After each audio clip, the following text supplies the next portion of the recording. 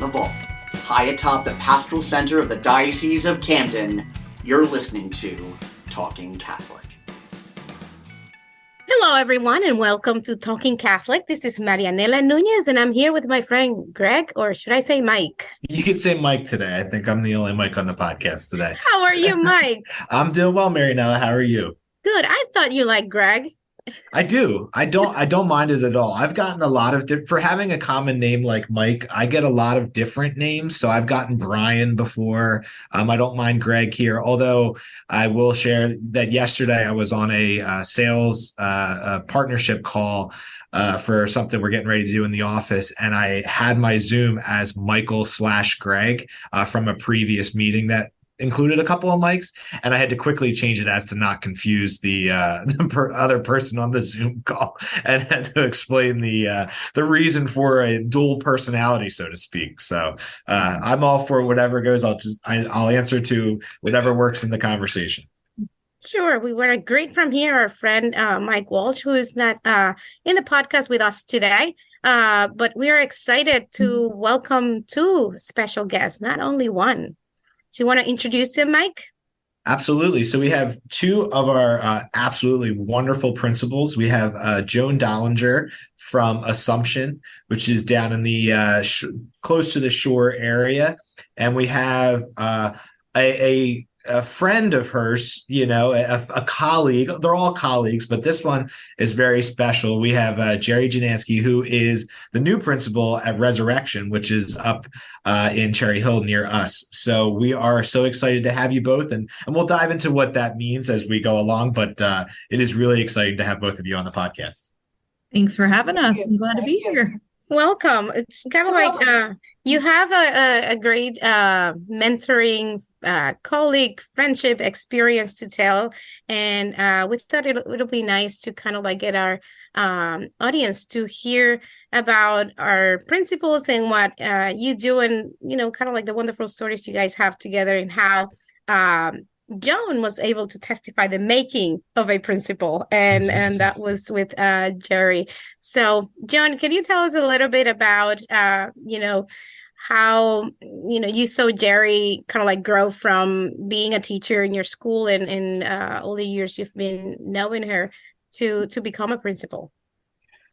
So thank you, first of all, for inviting Gerry and me to be part of this podcast. It's a great privilege to do that. It's a great privilege to be both with Mike and Marianela, and of course my friend Gerry. So when I became the principal of Assumption Regional Catholic School in 2017, I met with all of the teachers over the course of the summer. So Gerry was one of the teachers that I met with, and I was aware just after that hour or so conversation that I was in the presence of an exemplar educator. And even though Gerry was in her beginning stages of teaching, she had spent, I think, and correct me if I'm wrong, Gerry, I think she had spent 2 years teaching kindergarten. Yeah. So okay. 2 years in kindergarten, and then I had just finished my first year in middle school. Right.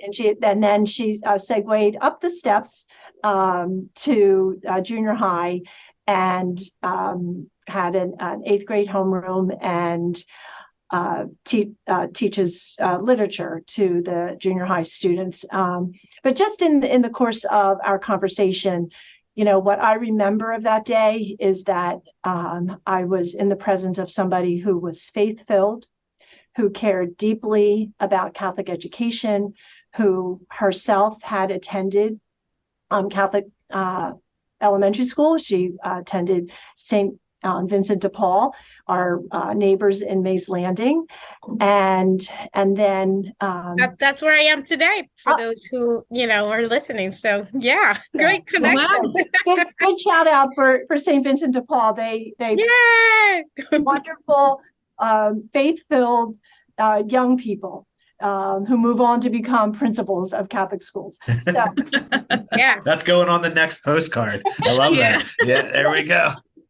So anyway, and then as the year unfolded, And I got to watch Gerry in action. She, first of all, she's so smart, and I learned a lot of things from her in that way. And I also found her to be so incredibly open to suggestions and ideas and ways of thinking about things. And I had been a junior high language arts teacher myself, and really was passionate about that. And so I loved having conversations with Gerry about, we think about it this way, or how do you think about that?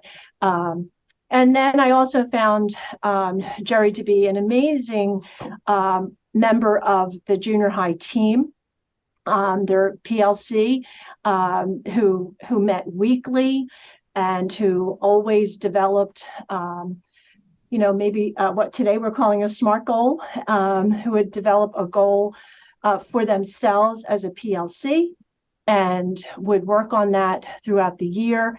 And at the core level, though, it was all about what is right for our students.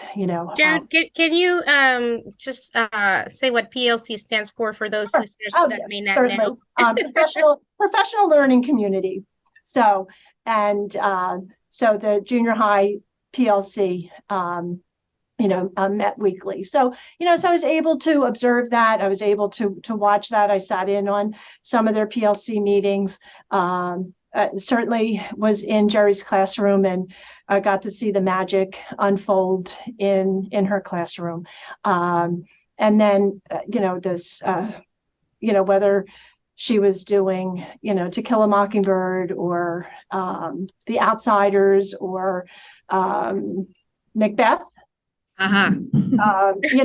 So I never knew what adventure I would find when I would go into her room. There's always something happening, and it was really cool to watch too, because in addition to being part of the junior high PLC, Gerry was also part of, with her grade partner, her 8th grade partner, who did the writing and grammar component of junior high ELA.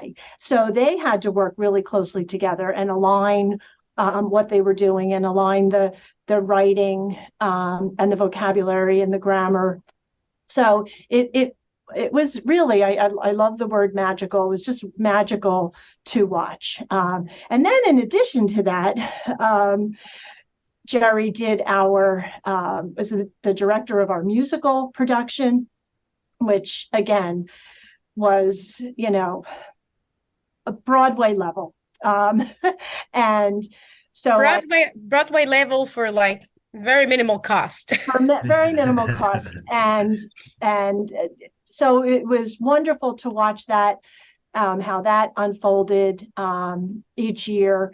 And then in addition to that, we were going through, when I arrived, we were going through middle states, and Gerry is particularly talented in looking at data and how that meshes with what our goals were. So, it did not take me very long to realize that Gerry was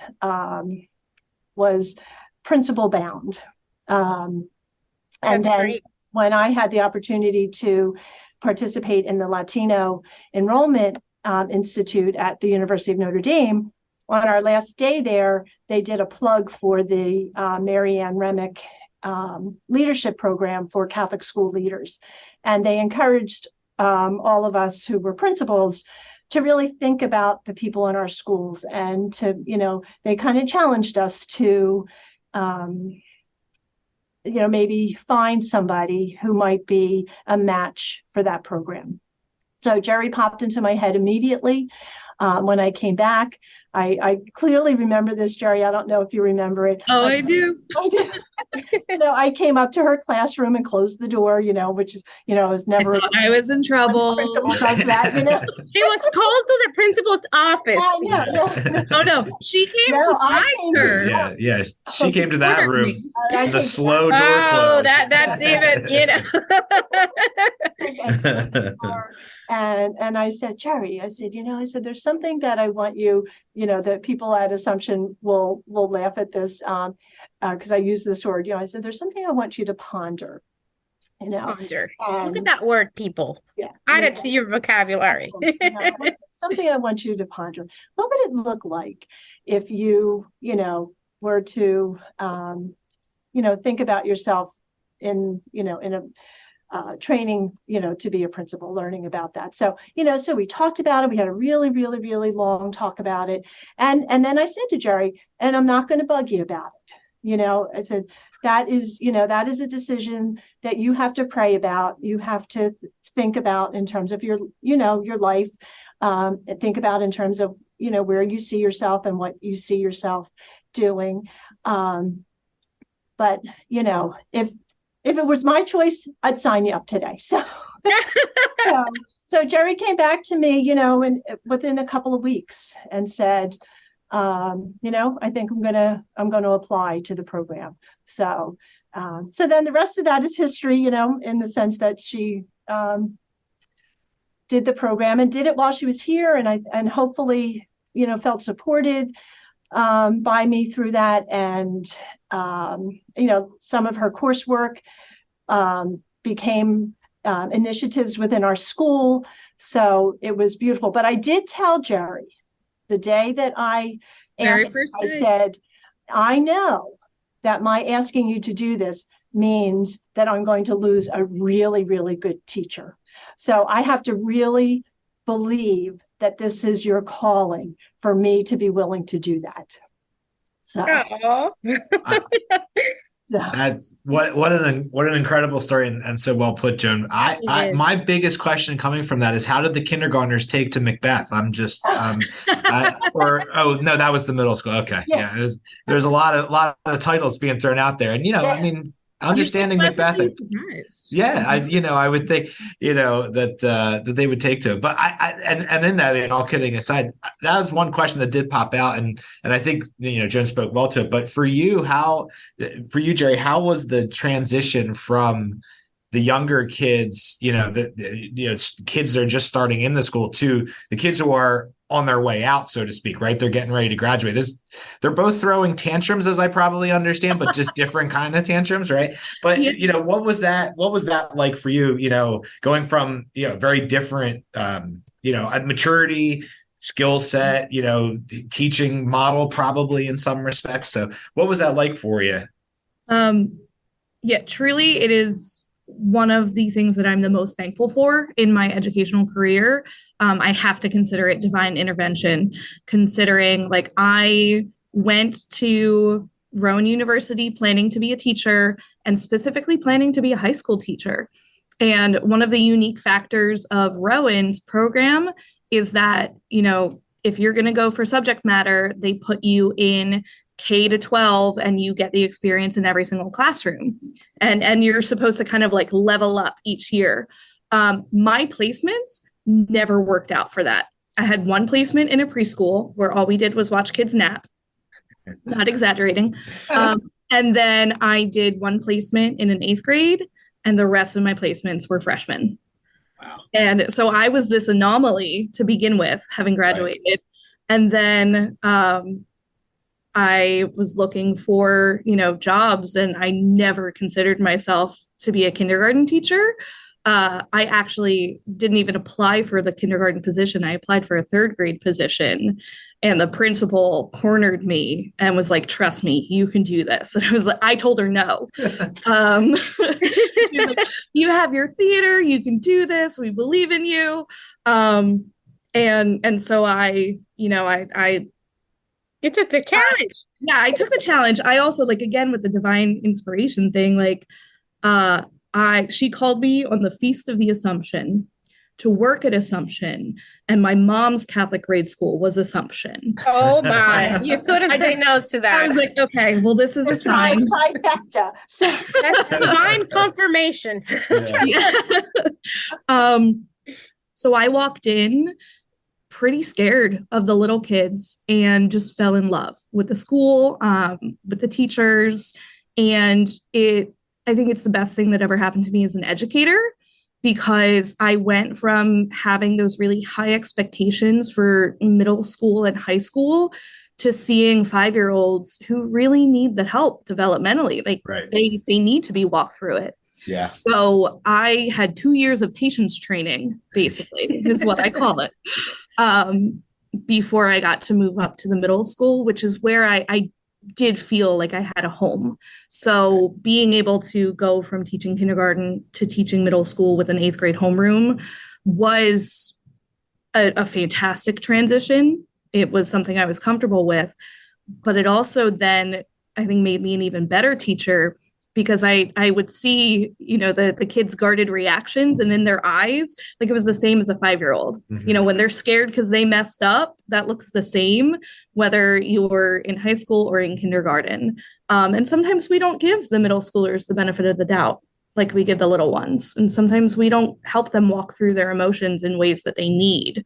So I was so lucky to do that transition. I love the awkwardness of middle school. And I love the fact that, we as Catholic schools get to have those grades in the same building. Yeah. That's awesome. I wanted to ask you, like, now you have transitioned into being a principal at Resurrection Catholic Schools, and you were a teacher who kind of like had the experience to go from, little ones to like the middle school kids, and you're evaluating teachers now in your new role. How do you feel like that experience really prepare you for what you're doing now? Yeah, it gave me context for sure. Without it, I don't think I would have as deep of an understanding of, what are the little nuances of how teachers need to manage time and behavior. Like every single second counts in education. And when you're dealing with the intermediate and elementary grades, every second is like 3 years. Like they really need to be on task and driven with what they're doing. So because I can feel it, like I can literally empathize with those teachers and see, what their strengths are, where their opportunities for growth are, and what I can do to help. I do admit, like, there are many things that happen in a class and the teacher will turn to me and be like, what would you do? Or what can we do to do this better? And I'm like, you have more elementary experience than I do. Right. Like, I don't have the answer for that right now. I can help you find it, and we can reach out to people who have it. But yeah, there are some, like, especially moments with the littles where I'm like, oh, what do we do? And I kind of like that though, because that means I'm working with the teachers to figure it out. And I think you pointed out something on leadership, and Joan, you've been through some of the different leadership conferences, especially from an education standpoint. So I'd love your opinion on this too, is, the idea of not knowing the answer, but helping them find the answer. Right. And so many of our leaders in different industries, I've been in a lot of different industries in my career. They always feel like they have to be the person that knows the answer right there and then. And sometimes that's not what the person needs. Sometimes the person just needs someone to hear them and then empathize with them, like you just said, and then let's go look for it together, right? Be a part of it and learn together. How do you both feel about that sort of role? Joe, maybe you could take this first, but just that role of, I may not know everything, but I'm going to help you get to the answer that you're looking for. Where do you see that from the school setting? Well, I think, first of all, that's what education is all about. The person who stands, in the front of the classroom is not an expert in all things, and nor does that person necessarily, know everything. But even if the person did know, like, for example, I'm teaching a section of 5th grade math this year. Now I haven't done 5th grade math in a while, and most things, are going fine. But there's a couple times that, I needed to kind of get myself up to speed, on a couple of things like order of operations. I'm like, okay, so I haven't thought about the parentheses and, all of that in a while. And so, I in the classroom, I come at it with, not being an expert, and I think that's important because I think children respond well when they see you learning along with them. Yeah. And I think that same dynamic is present with teachers.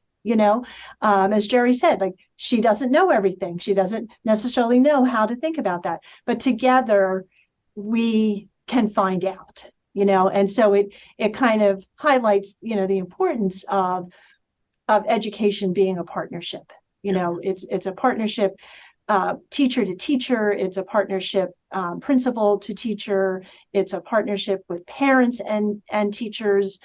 It's a partnership with the teachers and the children, and it's also a partnership between the children themselves. So today in math class, we're working on fractions and unlike denominators, and so I had many pieces of pizza pies, fake ones, but and so the challenge that I gave to the kids was, okay, you have to put these pizza pies together, but they need to have lots of different, fractional shapes in them.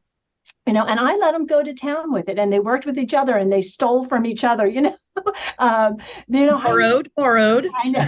Borrowed. Yeah, not stealing.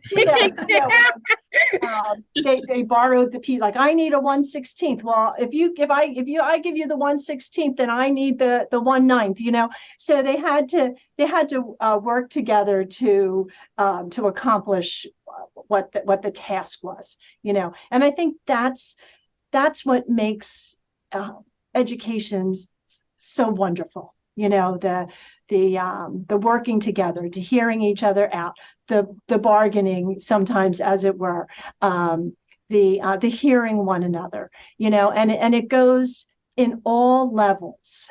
Yeah, and I think that approaching like leadership with humility is such a grace. Like, I think whoever comes into a leadership position thinking that you know it all and that you're the one who teaches and people are just there to listen to you and kind of like do what you say, that's not really real leadership. It's they tune you out. That's problematic. And I think when you approach leadership with humility, you're able to reach out to more people. You're able to get better results, because sometimes those who know the answers to the questions most times are fixed on that answer. But what if there's a better way? Then you would never be able to discover it if you think you know everything. So that's great. And as I'm thinking about, the making of a principal, and Gerry, I'm so excited that she was able to say yes when Joan proposed, that idea, because knowing, especially in the years where, you kind of like decided to do that, knowing what the work of a principal, especially in Catholic schools is a challenge. Like, it is your whole life is you dedicate to the school and to the community. And it takes a lot. So I really want to thank you for taking that, approach, and Joan for mentoring that and making sure that she put it in her head for that to happen. Sometimes we need somebody who sees in us things that we may not see ourselves at the moment. And then, all it takes is that kind of like little push for us to say, yeah, maybe I could be doing something else and serving in a different capacity. So in your words, Gerry, I heard from Joan what, her experience was kind of like leading you to this. How was the thought process as you were kind of like debating whether or not you wanted to do this? Yeah, there's a very different side of this story. And I don't actually Here we go. I don't actually know if I've like disclosed much of this to Joan. But just kind of like as a testament to her Premiere. belief in like relationships and how much that matters in education. She really, like every step of the journey, I'm gonna say knowingly, made certain decisions that I didn't even know I needed. So when she came to me and we had this whole conversation, like it's beautiful how she remembers the conversation leaving with like the idea of leadership and such. I left the conversation with the idea of like, cool, this will be really awesome PD, and I'll learn some professional development and awesome strategies. Nothing about being a principal. Like I had no thought of that actually happening, even to the point in like looking at this program. Because I also talked to Dr. Bill Watson, our superintendent, about it. We had a chance to be at a similar professional development together. And he happens to be, you know, a national faculty member for this for program. Notre Dame. Yeah. Yes. Yeah. And he said at the meeting, because it was a group of leaders from different Catholic schools, and he's like, you know, yes, I can tell you about this program, but there's a bunch of other programs too that we as a diocese can give you information about. So I was looking at those different programs. He sent me links to all the different programs, and the Notre Dame one stood out to me because it was advertised as a truly leadership program, not an administrative program. Mm. And a lot of the other ones focused in on like, get your admin cert, be an admin, and really fixating it on those terms. Whereas the Marianne Remick Leadership Program focused in on like, how can you make Catholic schools even better than they are right now? How can you take where you are and what your experience is within the building and become a greater leader? And it happens to also come along with a principal certification. So yeah, what was really cool was like the people in my cohort, you know, there were advancement directors, there were teachers, there were coaches, there were vice principals and principals already in the program. Like we all came from different places. So then I naturally just assumed at the end of the program that I was going to stay in my different place and continue to be a teacher. I just even told, like, we had exit interviews with coaches, and I kind of said like the week before graduation, where I was like, I'm not ready to be a principal. Like, this is cool and all, and I love this idea, but I love my classroom and my students, and I'm way too happy where I am to really consider being a principal anytime soon. And this is where I go, I don't know if Joan kind of knew what she was doing with this, but I graduated in the summer and I came back for a fresh year of teaching, and I was like, oh, no coursework, no extra homework. I can just love teaching. And I kept getting really frustrated because, like, with the program, I got to partner with her and go to all these meetings and do all of these really cool investigations and look at the data. And as a classroom teacher, like, I don't want to say I was just a teacher, but I was like, I don't know, I didn't have as much access. You were missing that part. I missed it. I did. Like, it actually got to a frustration point where I would find myself sitting there and I'm like, you know, I'm caught up on grading. I have all my plans. I know what I'm doing. And I would walk into the front office and just kind of be like, does anybody need anything? Like, how's it going up here? You want to tell me any stories? And she would gently shoo me back to my classroom. So that really level of frustration and level of, you know, craving for more was what I needed to realize that I was being called for something else. And that was kind of the day I kicked in Joan's door. I was like, okay, that's it. I need a letter of recommendation. I'm doing this. I'm applying. Let's do it. And if the truth were told, you know, it as it worked out that year, you know, I came down with COVID and somebody else came down with COVID. And so we needed some leadership in the school. So Gerry got to, to take on that role. And it was for a week, but it was an intense week because there was a lot of COVID, a ton, and making decisions about, having to end school a little bit earlier in December because we just, teachers were out, kids were out. I mean, and I just said to Gerry, you have to make those decisions. I can't even, I was sick, barely awake. So, so those giving the opportunity, for leadership, is a good motivator for, what could be an on-field promotion, I think. Isn't that what they call it? Yeah, they call it in the military, right? you're in the field and you're getting it done. That's about what you're gonna do, right? So now, you have had a chance to kind of step into a school. It's a great school in Cherry Hill. I know it's Resurrection. We got there. You were almost there. You know what I was thinking? I was thinking of Christ Our Light. Which is their parish. That's our church. Parish. I know it's such a strong parish and a great community, Cherry Hill. So now that you have had this experience for a little bit, like you almost, half a year completed as being a principal there, how do you feel? How is it to be able to have all that principal power? Power is scary. That is that part that I love. Yeah, I don't know. Every day is so different. Every little piece of the puzzle is so different. That's where, there's so much that goes into running a school. And on top of that, serving a community for the school and in relation with the parish. So it has been a huge learning curve for me, just learning what the culture of the school is and what the expectations are. And then even, what are the most important events? Because it is, when we say it's a busy parish, we're popping over here. There's a lot going on, which is awesome. Gerry showed me the calendar, of the facilities when I came to do Virtus for her.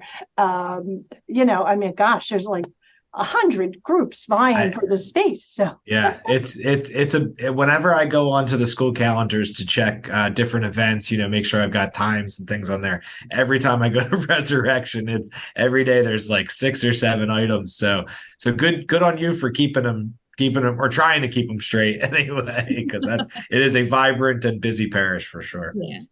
But it's beautiful. And I love that, that just means there's so much potential. 6 months in is not a lot in the grand scheme. I do feel like I'm at home. I do feel like I have solid relationships with people. But I also know there's so much more learning to do and so much more growing to do. And that's exciting. And that's where I might be a little bit insane for thinking that I'm staring up at this big mountain and I'm saying, all right, let's go. Let's keep going. We got this, right? Yeah.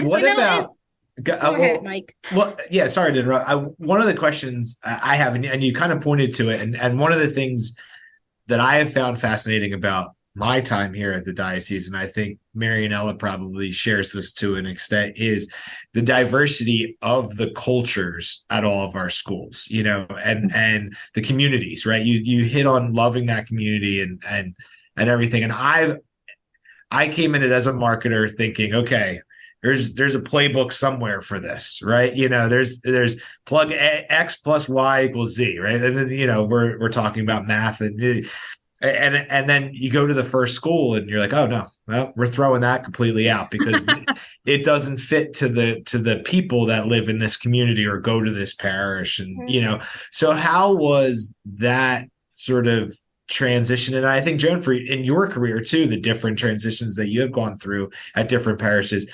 culturally, how did that feel? I mean, you say welcome, you feel welcome now, and all of our schools are so welcoming, but going from Assumption, a big school down in a different area, a little less densely populated, and to another big school, one of our biggest, but in Cherry Hill, which every town in Camden County is on top of each other, right? And and so what was that like? And for Jen, what in your own career, those different times where you've had to come into a place and have to learn about the culture. How did that feel and affect your role as principal? I think that's one of the most exciting parts of being in a Catholic school community.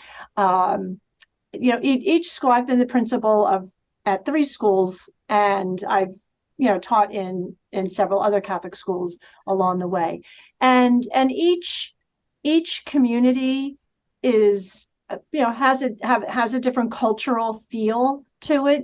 So for example, at Assumption and in particular at Our Lady of Perpetual Help Parish, there's a large Latino population in this community. There is a large Haitian community, and then there's the large mishmash of folks too, and each community is special and brings its own culture to the table, flavor to the table, that great word, and yet we are all united in our faith, and even though like we have a number of students in our school who are from other faith traditions, and we certainly celebrate that. We are at our core, though, a Catholic school, and at that level, we are one in that faith, and so the cultures, the various cultures, certainly add a different flavor, and yet that faith component of it is the driving force behind all that we do. So I've always felt comfortable in whatever school I am, because we are a Catholic school, which is one. It is united in that aspect. So, and at the same time, love learning about the cultures and learning about the folks, and the Latino Enrollment Institute that I was privileged to be a part of, brought a whole new dimension, a whole new different way of thinking about how to invite an underserved population in our schools, into our schools, and the ways to do that, and the ways of thinking about that, which then also leads to the question: are there other populations that we need to reach out, right? Sure, too. So it is always an adventure, is what I want to say. Yeah. What about you? Yeah, Gerry, like. Yeah. How about for you? So one of the biggest pieces of advice that Joan gave me was just spend all of the time asking questions. And, she talked about the first time meeting me over the summer, and I modeled after how she greeted me. I actually took the script that she sent out to all the teachers to answer questions. I took those questions and sent them to my teachers. And just really was able to spend time getting to know people and getting to know families and getting to know experiences and history. And I think what was really strikingly special to me was, any little time I got up and did a presentation of information or looked at a decision that needed to be made, I was very consciously aware that I didn't know the background behind why some things happened. I wasn't there to see the nuances of why certain things are the way they are. So I was very nervous about honoring the past, while still making sure that we are growing and doing the best that we can. And that was true for numerous different situations, like how I talked to the teachers about standardized test data, and how I talked to the families about arrival and dismissal. There's so many different things that I was concerned about. And the one thing that was always simple and always easy from the very beginning was prayer. There was zero hesitation there. It was incredibly calming. Like, I just remember opening up, first time we had, all the faculty and staff together for our summer in service. And I took a page out of Joan's book and basically copied one of her prayer services, because I just remembered how special that was for me. And it just clicked. And immediately, like, we all shared the same language of being together in prayer and working together for the beauty of the Catholic faith and the beauty of Catholic schools. And I've found that to be true time and time again. If there are conversations that we're having, I led this big family forum because transportation was a big issue, and I definitely made a couple snafus. But every time, like, I opened it up in prayer and I just asked, for the Spirit to guide us in all of our conversations, and you can just feel the mood and the atmosphere just join together. And the fact that has been kind of the bridge through everything is incredibly special and something that I will always appreciate. That's so beautiful. Look at the way you put it. You're almost going to make me cry. So beautiful. I was going to turn my screen off for a minute and have a moment. But like, literally this morning, it's the week before Catholic Schools Week. We're all kind of stressed. The full moon was last week. It was been rainy. There's a little mood. And there was a whole group of teachers standing just kind of like in our lobby. And our secretary was coming upstairs and saw, she was like, oh, prayer circle. And like almost jokingly just like ran in, and we all just immediately joined hands. And like, I just impromptu prayer, like just asking for strength and guidance and joy today. And it's just beautiful. Like, we get to do that. It's true. And it's funny, I'll share because as most people, I think both of you on the call know, and maybe I've spoken about on the podcast before, but we're new parents to Catholic school. We had always, my wife and I were going to make the choice that the kids were going to go to Catholic school at some point, definitely middle school and high school. But, we moved, as we've been saying, we moved up the timeline, and we're glad you did, Mike. Yes. Oh, we are so glad. And so are our kids. I mean, it's been a wonderful, wonderful experience, but I'm going to say Good job, St. Margaret's. Look at that. Yeah. Look in the men too. Yeah. I made the smart choice, as I look at it, or had the honor of coaching my youngest son in basketball this year. And one of the things, I've grown up in a basketball family. My father was a basketball coach for my entire life, but always in public school. And the first game, the coach from the opposing team came up to me and said, all right, so we'll get the kids around center court. We'll say a prayer. We'll say the pledge, and we'll get started. And I was like, oh my God, yeah. We're going to put these two teams together, and we're going to say a prayer and be united in that faith, right? That's our commonality. And to have a couple of the kids come up and say, can I be the one to say the prayer? Like, as a third or fourth grader, I would have, cowered into the crowd a little bit, and so many of them raised their hand and wanted to be that. And that comes from the principals, that comes from the teachers, and that shared spirit. And I know as Catholics, my wife and I were just it was so amazing to see that. But I think that, like you just said with your teachers, like just that moment before an athletic event to remember that who we are, and that's that shared faith among teams. It was a moment, and each time it's so nice to be able to do that. And now I'm the guy who's like, hey, we want to do this before the game starts. Don't forget, we got to say that, we got to say the prayer. And it's a unique experience. And when you mentioned that, that popped into my head, that scene of that shared faith.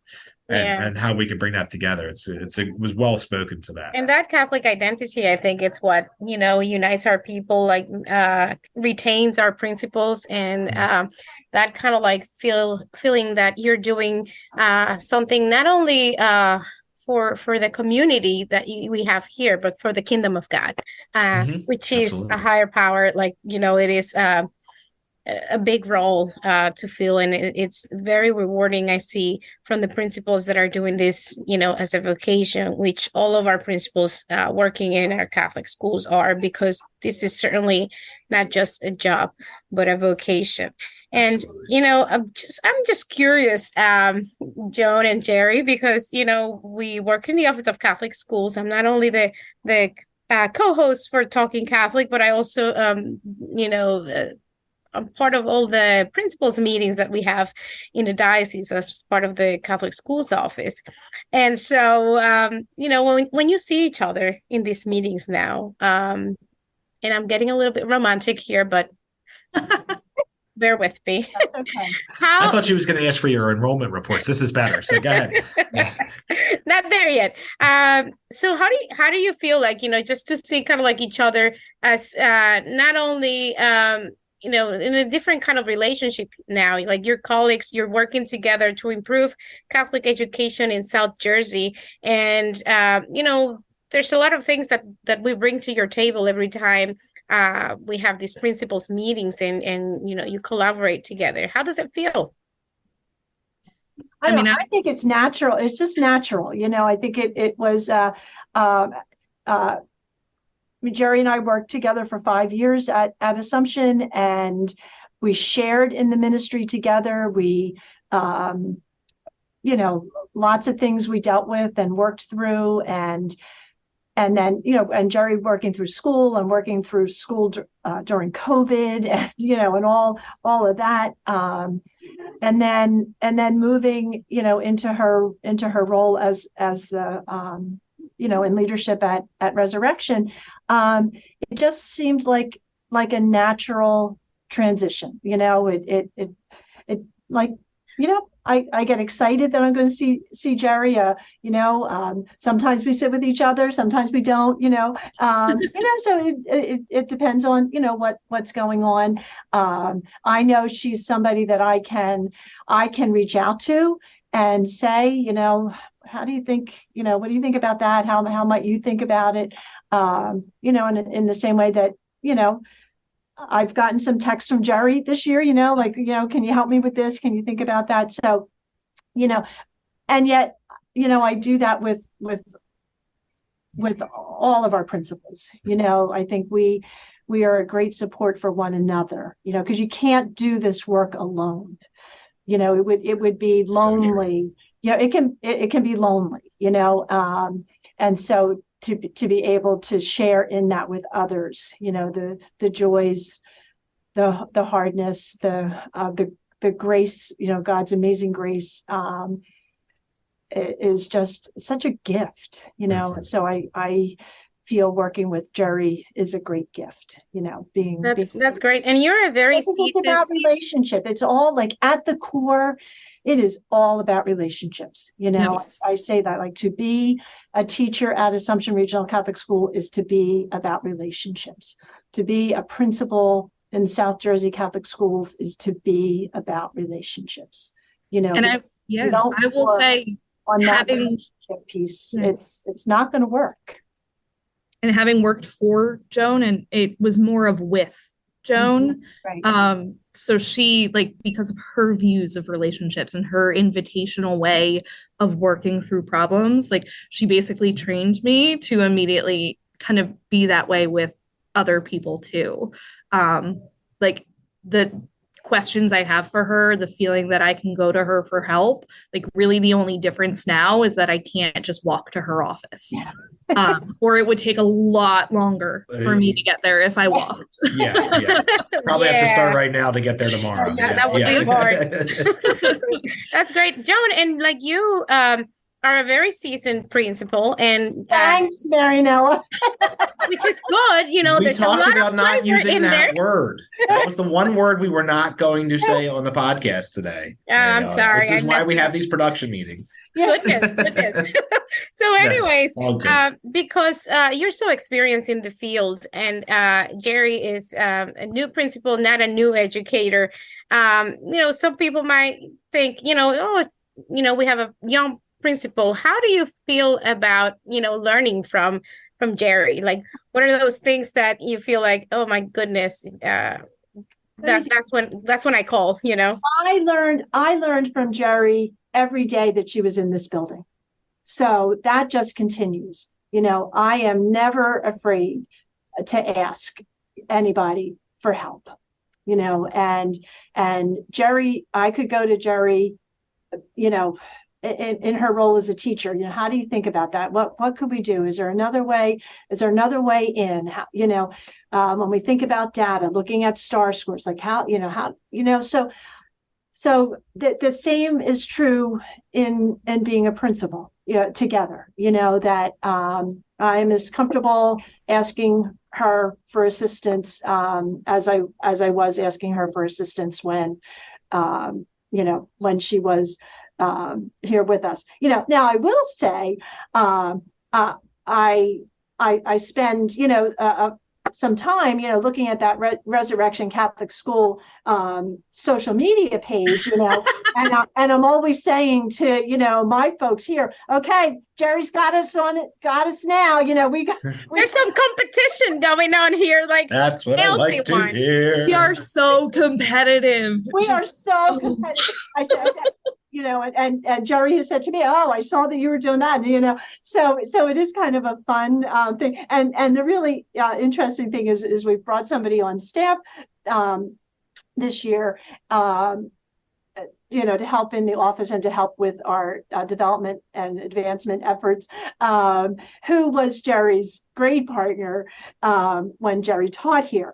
And she even has that competitive spirit a little more, so it's just really fun to, we don't want Resurrection Catholic School getting one up on Assumption Regional Catholic School for sure, So I will say, that I know that Gerry's re-enrollment plan, goal went really well, so I'm thinking, okay, well, you need to go. I know. I feel it too. I was thinking in the car competition with all the ADs and all the principals around the diocese. Get those numbers up. I was thinking in the car today about we're a little ways away, but March Madness comes up, and I was thinking about a fun social media like mascot school matchup thing. Now I know who the first round matchups are. Yeah. Here we go. Yeah, we're both the Rams. Oh, so it is ARCS Rams and RCS Rams. Oh, okay. So that matchup. That might have to go. Well, that might still be my first round matchup. I don't care. I don't know. I think we can be split in divisions. Okay, we can be in the but eventually, and then we'll be like Super Bowl. Right. This is championship matchup as we come along. I love it. Yeah, we're fantastic. About like 2 minutes to end this podcast, but before we go there, I think we need to really mention Catholic Schools Week coming up, and really excited about that. It's kind of like a big celebration that we do every year. It's been happening for years now. And during this week, like all of our schools are doing special things, celebrations that, have a theme for every day. And so I just wanted to hear, like, what are you most excited about for this Catholic Schools Week? And you need to do it in like 40 seconds. All right. Gerry, you go first. Okay. I am super excited for our kickoff. Like, this is a true parish school collaboration where we're doing a pancake breakfast and an open house and a dress rehearsal for our show. Students are leading tours, parents and families get to come in. And that's just day one. And we have so many other things going on. Wow. I'm really excited that we're bringing back our family lunch, which we haven't been able to do for a couple of years with COVID. And that is actually something that Gerry brought to us because it was one of her favorite events in Catholic Schools Week when she was at St. Vincent's. And it really turned out to be a Here I am. But then the other thing is we're having a stream night, and we're opening up our makerspace room, and we're really excited about that. So I didn't know we were going to say and. Yeah, she got into a minute faster, faster than you did.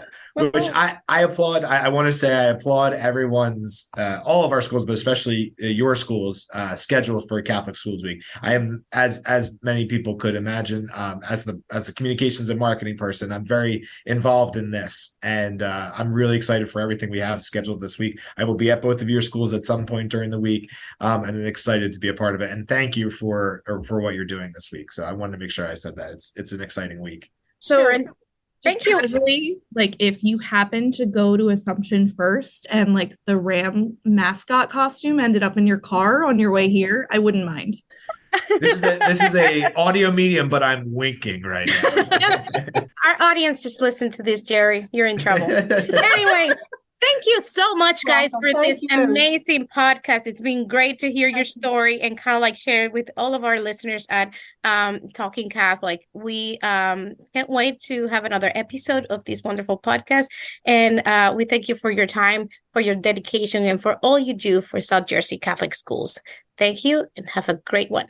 Thank you. Thank you. Thank you.